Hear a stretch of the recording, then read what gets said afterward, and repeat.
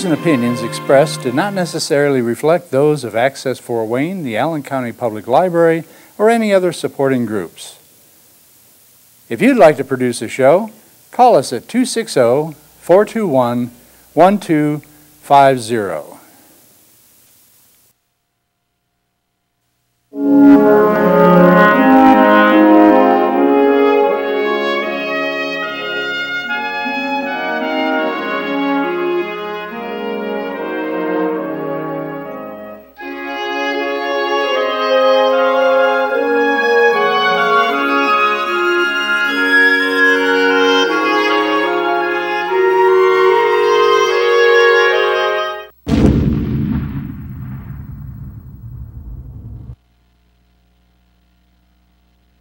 Your host. Co-host today is Lynn Shady. Back in 1944, there was a young lady by the name of Mariana Martin that flew. She wanted to do something for her country, so she joined the WASP. That's the Women's Air Force Service Pilots. It was a group of young ladies that blazed a trail during World War II.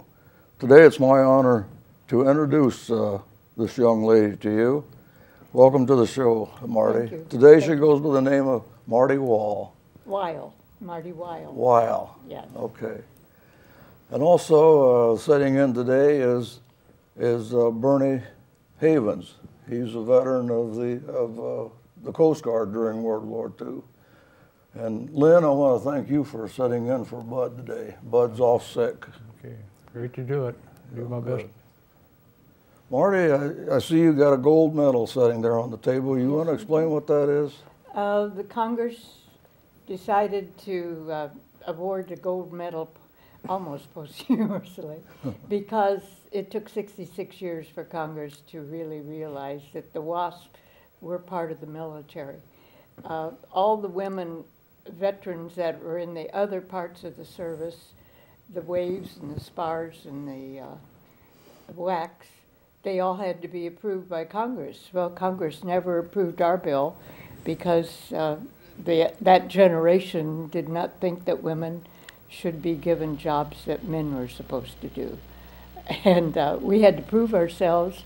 We had 4 servicemen, 2 generals and 2 colonels that tried very hard to get us militarized, but it came up 3 times, and the 3rd time they rejected it, so they closed the program. We were sent home, but we were civil service and thought we were going to be militarized. We marched, we sang, we did everything that the military taught us to do, but we never were. Yeah. Wasn't it President Carter that approved your veterans benefits and that kind of? We got no benefits until Carter Yeah. passed our bill during Carter administration in the 1978, I think he signed the bill. Then the only benefits we got then were our burial benefits, so we can be buried. And then, some places they wouldn't even accept women. So it took 33 years to get our bill passed, and it took 66 years for Congress to recognize us. Yeah. And you had to pay for your own flight training. We did. We paid for our trip down there, and when we washed out, it was about a 45% washout rate, and it was very difficult because our instructors were told, don't baby these people. They have to be trained just like the men. And we got cussed at and everything. And when the gals, we were civil service, so we could quit anytime we wanted to. A lot of them did because they said, this is not what I expected. And they went home, but they had to pay their own expenses. And it was tough. And we even paid for our board and room. Oh. So we got $25 less than the cadets did. And with our $225, by the time they took out all of our expenses, we were lucky to get $50. I'll be darned. Yeah. But we said, we don't care. We would have done this for nothing. We did. Good thing you didn't say it out loud back then, no. No, we didn't dare complain. Yeah, yeah. How many? Most of them washed out, you said. 45%, so 1,830 were accepted. And out of that, 1,074 graduated. And we were given a uniform, but of course the government had nothing to do with that. Jacqueline Cochran was our director. It was her idea, and she got everybody in Washington to accept us. But she had our uniforms designed. We were the only uniforms that were blue in World War II, and it was called Santiago Blue. We had our own wings, and different than the men's wings. We had a diamond shape in the middle of our wing instead of a shield. That's what you got on your shirt there. That's right. This is our wings. Yeah. What kind of training did they give you before you could jump in a plane and take it someplace? I was not one of those that thought I was going to make aviation my career. I was a student at DePaul University in my junior year when I found out about the WASP. They never recruited or anything. It was just sometimes in articles and magazines they had pictures of us. And I went to my dad and said I'd like to quit school and join the service, and he said, no, you're going to finish. So it was 1943 before I was even able to take flying lessons. And 6 months later, I still had a student pilot's permit. I didn't even have a license to fly when I got accepted into the WASP. So I said, you know, we'll just try it. I had no idea it was going to be what it turned out to be. It changed my whole life. Yeah, but that was one opportunity that I thought I wanted to get into the military, and had I not gotten into the WASP, I'm sure would have gone somewhere else. But everybody wanted to help during that time. Yeah. It was different. Yeah. Where was you at when war was declared, when Pearl Harbor occurred? I was just, my dad let me have the car for the weekend. I went up to Wabash College for a dance, and I was driving home back to Indianapolis. My dad was a minister at a downtown Methodist church, and I told him I would leave it in the parking lot and then walk over to the bus station and go back to campus at Greencastle. Well, on that trip, I was listening to the radio, and I heard all about the terrible things that were going on that morning in Hawaii. So it was quite a shock when I got back to campus. And a lot of the boys, the very next day, some of the fraternity boys signed up right away. So it hit a lot of colleges. Oh, I'll bet. Yeah. Yeah. What type of planes did they fly? We had the very same training and the very same hours that the cadets had, and we were stationed in one airport in West Texas it was in Sweetwater, Texas, Avenger Field, and it was a training base, but all three phases of our training, the basic, the primary basic, and then the advanced training. We flew single engine, open cockpit, Stearman and PT-19s, PT-17s and PT-19s, and then our basic was all instrument flying in the PT-13s, which was a larger airplane, stable and very stationary gear, and then our advanced training was all cross country, and that was in the AT-6. And when you graduated, well, then some of the girls went into twin engine and four engine training. But we all flew all the airplanes that the Air Force had at that time. That must have been quite a thrill to climb into a B-29 or a... Well, we had two women that were demonstrators on a B-29 because the B-29, when it first came out, they had trouble, the engines cutting out on takeoff, and they just thought it was a terrible time to fly. And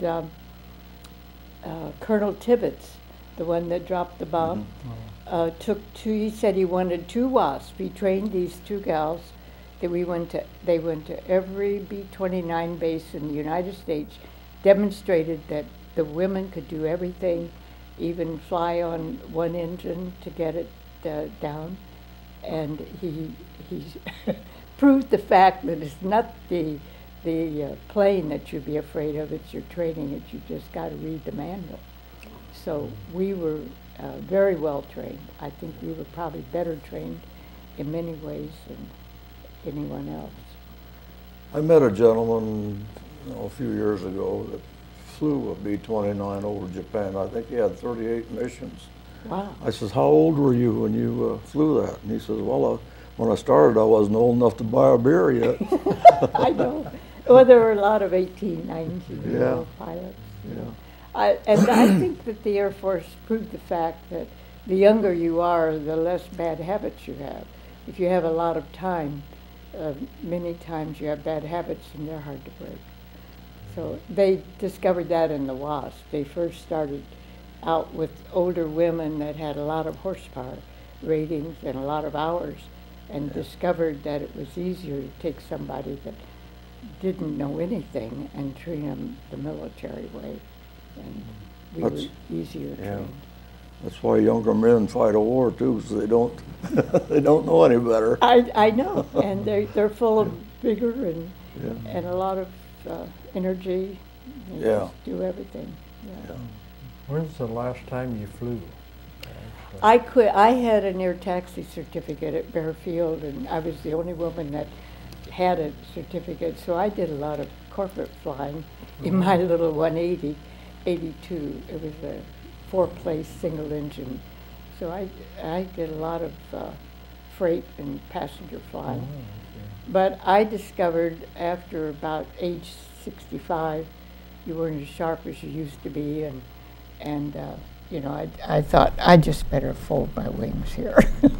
And it was getting very expensive there, because I had a 1 pilot, 1 plane operation, and it wasn't making any money. But I was doing it because my husband was building 69. He was project engineer on a lot of construction projects. So we started out helping out, going after parts and things like that.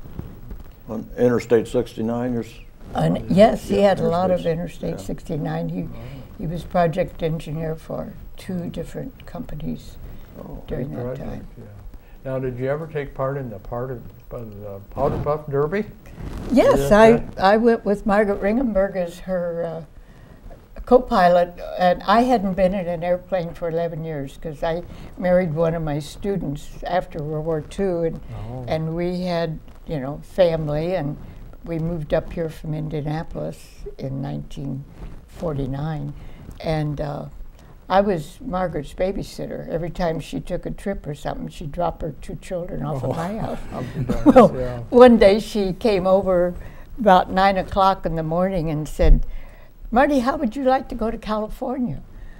And you know, I thought, well, that would be kind of I haven't been flying for so long. I had a 7-week-old daughter and a 2-year-old that had just put hand lotion all over the piano keys, so I was cleaning the piano keys. And I said, you know, there's nothing better that I'd rather do than go to California. So, so the more she talked, the more I thought, maybe I can. Yeah. So I said, if my mother will come up. Yeah, well, Margaret was quite a lady. Yeah. She was, yes, she was. And I know she was son local. Mark real well, because he's quite a Red Cross donor for platelets. Yeah, well, she got me going again. See, Margaret wrote a book called Girls Can't Fly. Yeah. Did you write a book? No, I'm the historian. Yeah, so I give everybody else the information. I don't think I have time to write a book. I know she's got a chapter, I believe, in Tom Brokaw's Greatest Generation book. Yes, he came to Fort Wayne and interviewed her. Yeah. She gave him a ride in Yeah, the airplane. way I understand yeah. it was great. Yeah, article. she's quite a legend here in Yeah. Fort Wayne. Passed away a couple years ago now. Yes, she did. Yeah. Guess she flew up until she was in her 80s, didn't she? Yes, and that to me, you know, I would never. I don't know. Just up to you. If she could fly, that's fine. But I could see where you know, being in an air taxi, I had to take a physical and a FAA exam every 6 months to make sure that I was able to do everything I was supposed to do. And I really liked being a corporate pilot, and I loved instrument flying, because you knew that the amateurs weren't up there. Yeah. Yeah, they would. Do they have a museum for the WASP? There is a traveling museum that right now is up at Kalamazoo at, I've forgotten the name of that little museum at the airport there. It was started by a WASP, and she lived in Kalamazoo, and she has died, but her museum is still very much in operation. And there is a WASP exhibit up there temporarily. I don't know how long. But all the WASP papers and students that really want to write about the WASP, being the historian, I tried to find the best place in the United States to put all the memorabilia, and we discovered that Texas Women's University in Denton, Texas, has a wonderful facility, every bit as good as Radcliffe in Harvard University for women, and they have all of our papers. In fact, all the other women military pilots are starting to put their papers there too, so they have quite a history there. Yeah. Yeah. Probably isn't too many WASP around anymore. I'm the only one left in Indiana. Is that right? That's right. There were 22 at one time that joined the service from Indiana. And my papers and my uniform and posters and everything were put on exhibit at the Indiana State Museum right after we got our medal, our gold medal.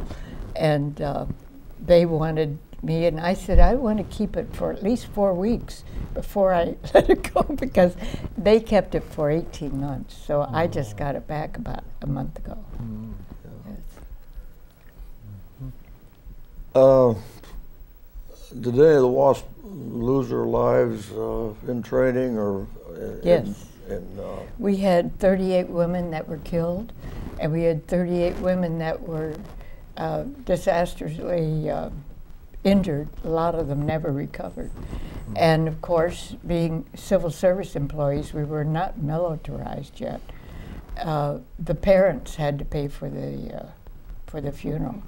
And when someone was killed, it was usually, they wouldn't send the body home unless it had a escort. So we would take up a collection for the escort to pay her own way down and back. And there's a lot of interesting stories about some of those.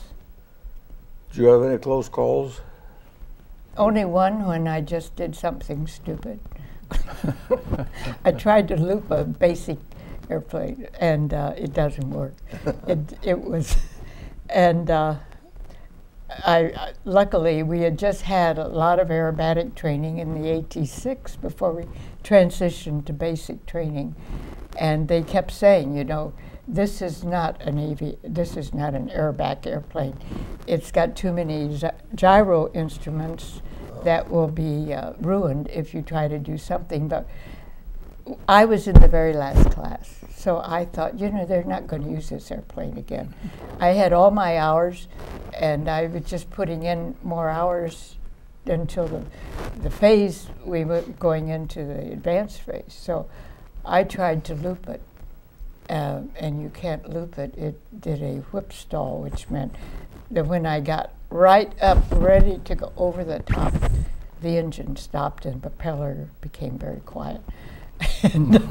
And I fell and I tried to think, well, you know, I think now I have to jump, because they said, don't ride the plane down if you're going to crash. Be sure you jump first. Well, there were so many G-forces, I couldn't even lift my arm to get up to the latch to open the hatch.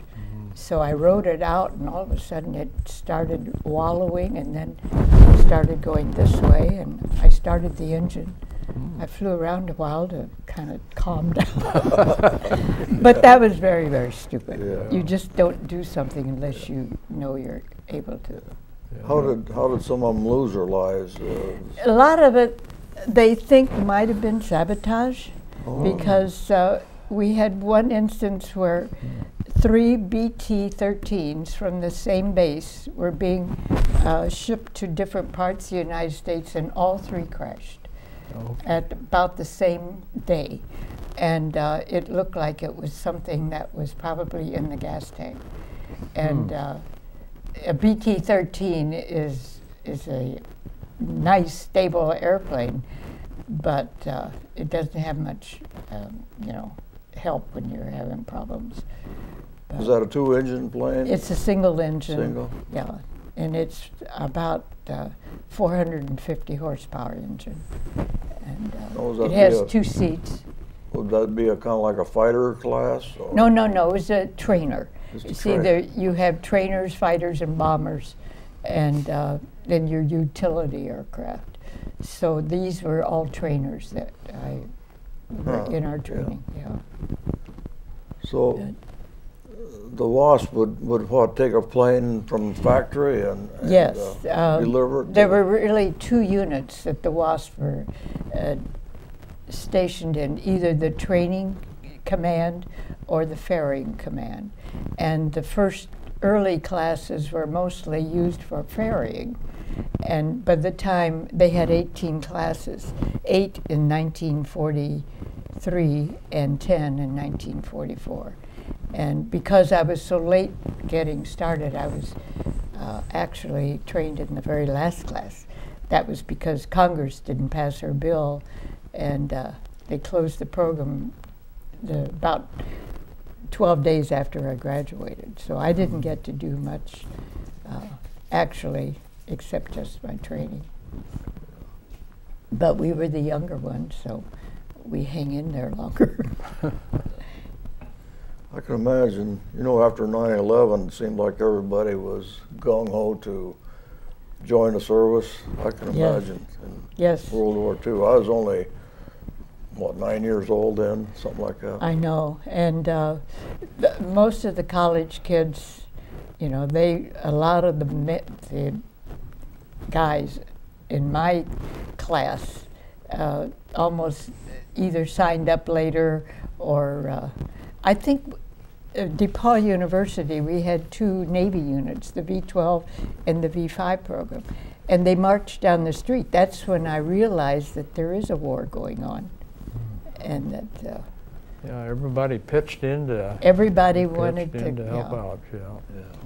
And the kids were the ones that, you know, were the eager ones to really get involved.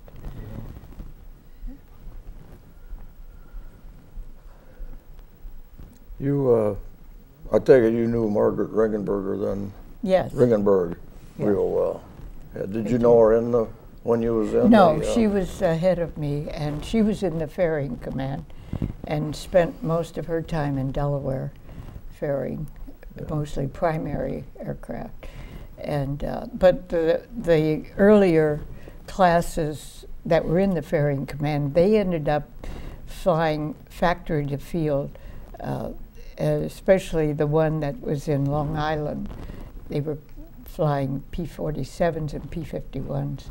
And then there was a big factory in Evansville, P-47, and a lot of the women flew out of Evansville delivering P-47s.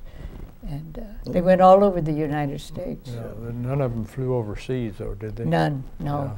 Yeah. In fact, 2 people were assigned to go overseas, and when General Arnold just happened to hear about it at a dinner party, he put a stop to it right away. The gals got as far as Newfoundland, and they were waiting for weather, and he sent another crew out. He said, "No, you're not qualified to go overseas. We don't want any women near the combat area."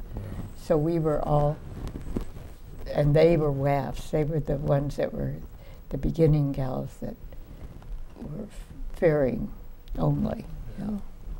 There's always a lot of bad weather, isn't there, between here and Newfoundland? Yes, in fact, I just happened to be at an air show about 2 years ago, and I was looking at a book, and it said, you know, something about a teenager flying, and he was in Newfoundland the same day that these two gals were there, and they took that plane, which was a B-17, and were the crew that went over, and he said that the weather was so terrible that both pilots were standing on the rudders to keep it from, it was a really bad storm between here and England, and he said maybe it was just a good thing that those girls were not in that airplane, because that would have closed the program. Boy, yeah. Well, they done a lot of good, those ladies. Yeah. I know, and I think we opened the doors for a lot of new positions for the women and what But they you can did. do. I'll bet you did. Yeah. They should have given you your medal many years back, rather than 66 years. Yeah, that's just. That's ridiculous, you Yeah, know. it is ridiculous. Way But too long. believe it or not, we really overwhelmed them because they told us that we could bring as many guests as we wanted. So I brought 9 guests, my family and, you know, and another guest. And they didn't know what to do with us because they couldn't find a hotel that would handle that many buses to take us to the Capitol building. They couldn't find room enough for everybody, you know, to be housed. So they found a hotel way down on the Potomac in southern Virginia. It was about a 25, 30-minute, Oh, Yeah. but there were 33 buses, and 1,200 showed up. oh, Goodness, geez, yeah. that's And, great turnout. Yeah. About 150 WASP were present. Well, Marty, sure appreciate you being here today. I'm proud to be part of getting your story out and getting it recorded. Well, we've had a lot of interesting interviews over the years. Yeah, I'll bet you have. And, I hope you've enjoyed the program today. I know I've enjoyed bringing this one to you. If you see somebody in uniform or see somebody that you know is a veteran, and if they're these ladies, this lady and this gentleman's age group, you can bet that they're a veteran. Thank you and good night. And remember, freedom is not free. that's good.